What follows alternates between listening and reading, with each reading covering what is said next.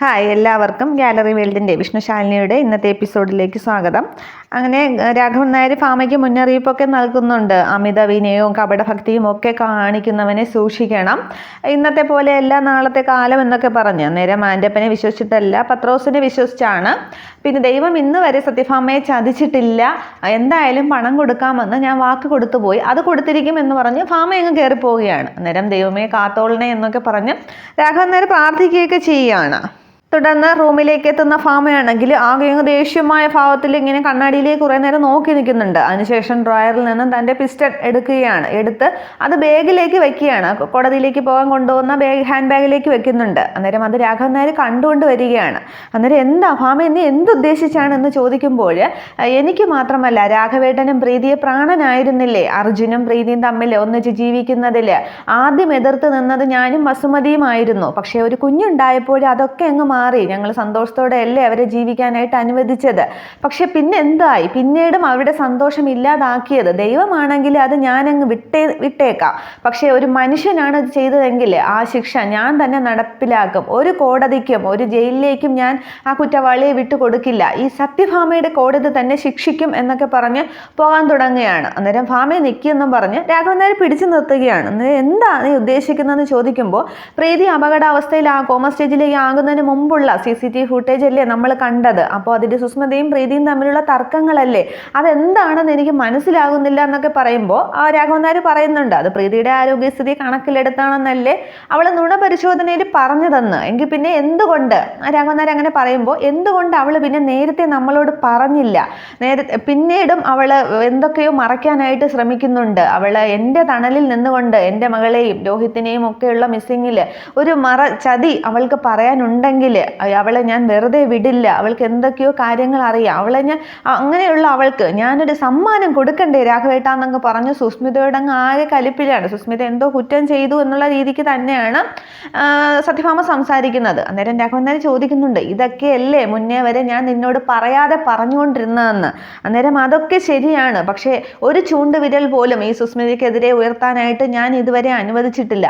എന്നെ അവളെ കൂടെ നിന്ന് ചതിച്ചെങ്കിൽ അവൾക്കുള്ള ശിക്ഷാവിധി ഞാൻ തന്നെ നടപ്പിലാക്കുമെന്ന് പറഞ്ഞ് ഭാമ അങ്ങ് കത്തിജ്വലിക്കുകയാണ്.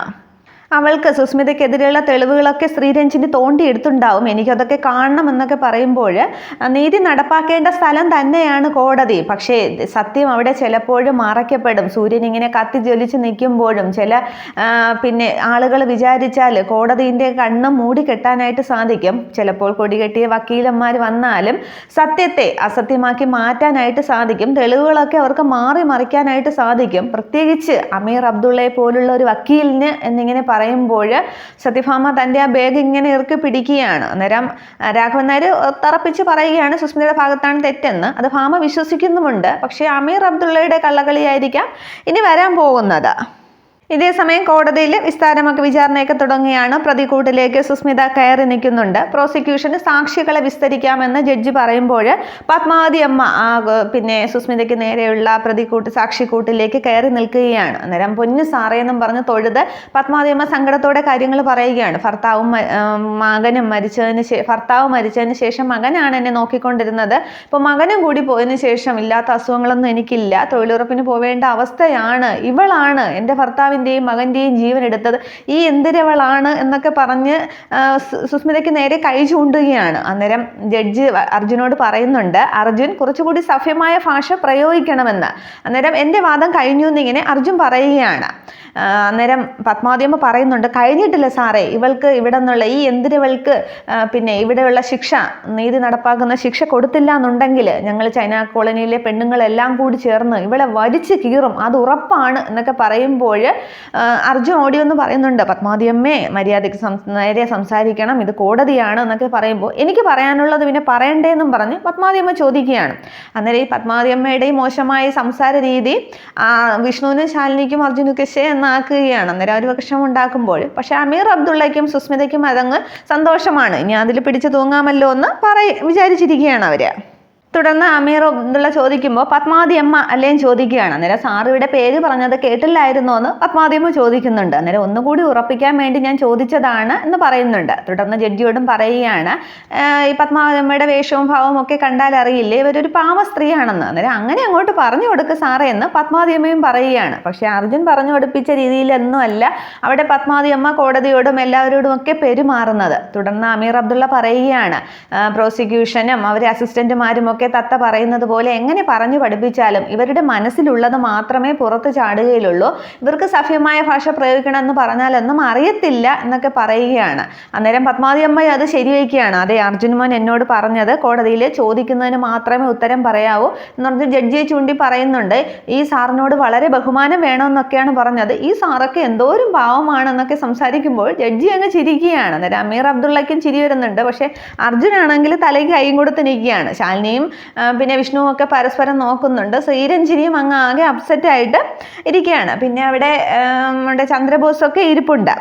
തുടർന്ന് പത്മാവതി അമ്മയുടെ ഭർത്താവ് മോഹൻ എങ്ങനെയായിരുന്നു എന്ന് ചോദിക്കുന്നുണ്ട്. അന്നേരം വളരെ നല്ല സ്വഭാവമായിരുന്നു എന്ന് പറയുമ്പോൾ അങ്ങനെയല്ല, പത്മാവതി അമ്മയോട് എല്ലാം തുറന്നു പറയുന്ന കൂട്ടത്തിലായിരുന്നോ, ആൾ എങ്ങനെയായിരുന്നു എന്ന് ചോദിക്കുമ്പോൾ തെറിക്കുത്തരം മുറിപ്പത്തൽ എന്ന രീതിക്കായിരുന്നു. ആരോടെങ്കിലും ദേഷ്യമോ വാശിയോ എന്തെങ്കിലും പകയോ ഒക്കെ തോന്നിയാൽ അത് വീട്ടിയിട്ടേ അടങ്ങത്തുള്ളായിരുന്നു. എൻ്റെ രോഹിത് മോനും ആ സ്വഭാവമാണ് കിട്ടിയിരിക്കുന്നത് എന്നൊക്കെ നമ്മളിലെ വീട്ടിൽ സംസാരിക്കുന്നത് പോലെ എല്ലാവരോടും തുറന്നു പറയുന്നത് പോലെ അങ്ങ് പത്മാവതി അമ്മ സംസാരിക്കുകയാണ്. തുടർന്ന് ജഡ്ജിയോട് അമീർ അബ്ദുള്ള പറയുകയാണ്, ദേ ഇവർ പറഞ്ഞത് കേട്ടില്ലേ, ഒരു പക വീട്ടലൊക്കെ ഒരു അലങ്കാരമായിട്ട് കൊണ്ടു നടക്കുന്ന ആളാണ് ഈ പ്രോസിക്യൂഷൻ പറഞ്ഞിരിക്കുന്ന കൊല്ലപ്പെട്ടു എന്ന് പറഞ്ഞിരിക്കുന്ന രോഹിത്തിന്റെ സ്വഭാവം എന്നിങ്ങനെ പറയുമ്പോൾ അതിന് ക്രോസ് ആയിട്ട് ഒബ്ജക്ഷൻ പറയുകയാണ് അർജുൻ പറയുന്നുണ്ട്, പിന്നെ സാക്ഷിയായിട്ട് വന്നിരിക്കുന്ന ആളിൻ്റെ അച്ഛൻ്റെയും അമ്മയുടെയും മുത്തശ്ശിയുടെയും ഒക്കെ സ്വഭാവം വെച്ചിട്ട് അവരെ അളക്കുന്ന ഒരു രീതി നന്നല്ല എന്നിങ്ങനെ അർജുൻ പറയുന്നുണ്ട്. പക്ഷെ അതിനൊക്കെ തടയിട്ട് അമീർ അബ്ദുള്ള കുറേ ലോ പോയിന്റ് ഒക്കെ പറയുന്നുണ്ട്. വാദിക്ക് മാത്രമല്ല പ്രതിക്കും നീതി കിട്ടേണ്ടതുണ്ട്, എല്ലാ ചോദ്യം ചെയ്യാനുള്ള അവകാശവും ഞങ്ങൾക്കുണ്ട്, എന്നെ തടയരുത് എന്നൊക്കെ പറഞ്ഞാൽ ഒബ്ജക്ഷൻ പറയുമ്പോൾ ജഡ്ജി അർജുനെ ഇരുത്തിയിട്ട് അമീറിന് ഒബ്ജക്ഷൻ കൊടുക്കുകയാണ്. തുടർന്ന് വീണ്ടും പത്മാവതി അമ്മയെ അങ്ങ് വിസ്തരിക്കുകയാണ് അമീർ അബ്ദുള്ള. ഈ മോഹൻ ചേട്ടൻ എങ്ങനെയായിരുന്നു, കുടിയൊക്കെയുള്ള കൂട്ടത്തിലായിരുന്നോ, വീശുന്ന കൂട്ടത്തിലൊക്കെ ആയിരുന്നു ചോദിക്കുമ്പോൾ പത്മാവതി അമ്മ പറയുകയാണ്, ഞാൻ എന്ത് പറയാനാ സാറേ, ഞാൻ എന്ത് പറഞ്ഞാലും അത് എനിക്കെതിരെ ആക്കില്ലേ, അതുകൊണ്ട് ഞാൻ ഒന്നും പറയുന്നില്ല എന്ന് പത്മാവതി അമ്മ പറയുകയാണ്. അന്നേരം ഞാൻ നിങ്ങൾക്കെതിരെ ഒന്നും ആക്കില്ല, ഇത് ക്വസ്റ്റ്യൻ പാസ് ചെയ്യാനായിട്ട് ക്വിസ് കോമ്പറ്റീഷൻ ഒന്നും അല്ല, പറയണം എന്ന് പറയുകയാണ്. അന്നേരം കുടിക്കുമായിരുന്നു എന്ന് പറയുമ്പോൾ ഈ ഓണം, വിഷു, ക്രിസ്മസ് അങ്ങനെയൊക്കെയാണ് ചോദിക്കുമ്പോൾ അല്ല, എന്നും മദ്യപിക്കുമായിരുന്നു, അരക്കുപ്പി ബ്രാൻഡിയുമായിട്ടാണ് വീട്ടിൽ വരാറുള്ളത്, പകലന്തിയോളം ഓട്ടോ ഓടിച്ചാണ് കഷ്ടപ്പെട്ടാണ് കാശുണ്ടാക്കുന്നത്, അങ്ങനെ സമ്പാദിക്കുന്ന കാശ് എത്തി കുടിച്ചാൽ ആർക്കാ ഛേദം എന്ന് ചോദിക്കുകയാണ്. അന്നേരം ഈ ചോദ്യമൊക്കെ കേട്ട് ആകെ ടെൻഷൻ ഇരിക്കുകയാണ് അർജുൻ. വിഷ്ണുവും ശാലിനിയും ഒക്കെ അതേപോലെ തന്നെയാണ്. തുടർന്ന് വലിയൊക്കെ ഉണ്ടായെന്ന് ചോദിക്കുമ്പോൾ ബീഡി വലിക്കുമായിരുന്നു, 4-5 പാക്കറ്റൊക്കെ ഷർട്ടിൻ്റെ പോക്കറ്റിൽ കാണുമായിരുന്നു, അല്ലാതെ ഞാൻ എണ്ണാനൊന്നും പോയിട്ടില്ല എന്നിങ്ങനെ പറയുകയാണ്.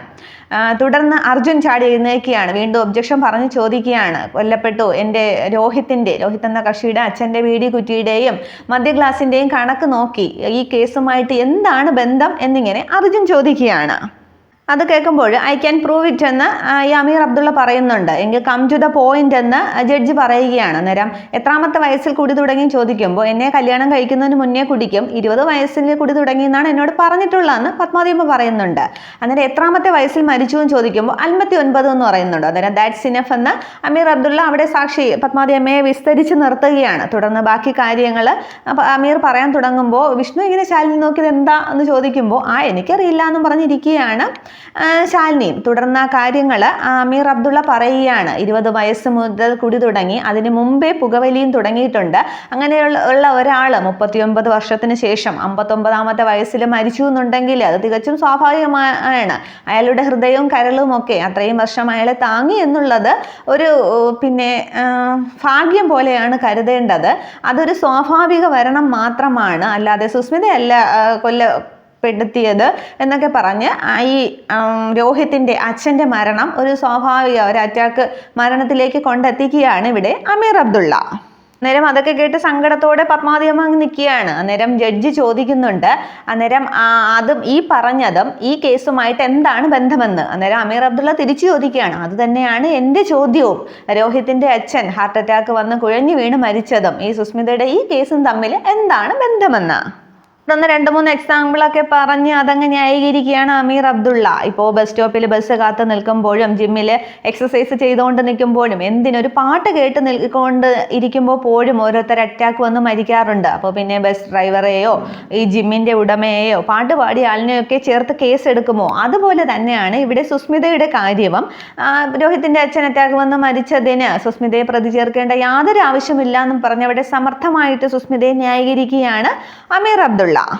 തുടർന്നും അമീർ അബ്ദുള്ള പറയുകയാണ്, സുസ്മിത നിശ്ചയത്തിന് സമയത്തെത്തിയില്ല എന്ന് പറഞ്ഞ് വരൻ്റെ അച്ഛൻ അങ്ങനെ നെഞ്ചുപൊട്ടി മരിക്കാനുള്ള സാധ്യത കുറവാണ്. അപ്പം വരനാണ് നെഞ്ചുപൊട്ടിയെങ്കിൽ അത് ഏറെക്കുറെ അംഗീകരിക്കാം. ഇനിയിപ്പോൾ പെൺകുട്ടിയുടെ അച്ഛനാണ് അങ്ങനെ സംഭവിച്ചതെങ്കിലും നമുക്ക് അംഗീകരിക്കാം. ഇപ്പോൾ മകൾക്ക് പേരുദോഷമുണ്ടായി, നിശ്ചയം മുടങ്ങി, ആ ചീത്തപ്പേര് കൂടി കേൾക്കണ്ടേ എന്ന് ആശ്വസിക്കാം.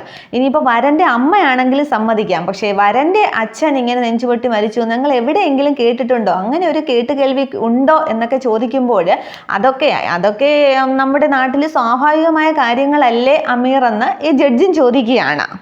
അന്നേരം അതൊക്കെ എനിക്ക് തെളിയിക്കാനായിട്ട് സാധിക്കും, തൽക്കാലം വിസ്താരം തുടങ്ങാനായിട്ട് എന്നെ അനുവദിക്കണമെന്ന് പറയുമ്പോൾ പ്രൊസീഡ് എന്ന് പറഞ്ഞ് ജഡ്ജി അനുമതി കൊടുക്കുന്നുണ്ട് അമീർ അബ്ദുള്ളയ്ക്ക് വീണ്ടും വിസ്തരിക്കാനായിട്ട്. ഇതൊക്കെ കേട്ട് ആകെ സന്തോഷത്തിലെങ്ങും പ്രതിക്കൂട്ടിൽ സുസ്മിത നിൽക്കുകയാണ്. ഈ സുസ്മിത ആണെങ്കിൽ കൂടെ ചന്ദ്രൻ ചിറ്റപ്പനെ ബോസ് ചിറ്റപ്പനെ നോക്കുന്നുണ്ട്. എല്ലാം ശരിയാവുമെന്ന് ഇങ്ങനെ തല ഉലുക്കി കണ്ണടച്ച് കാണിക്കുകയാണ് ചന്ദ്രൻ ചിറ്റപ്പന്.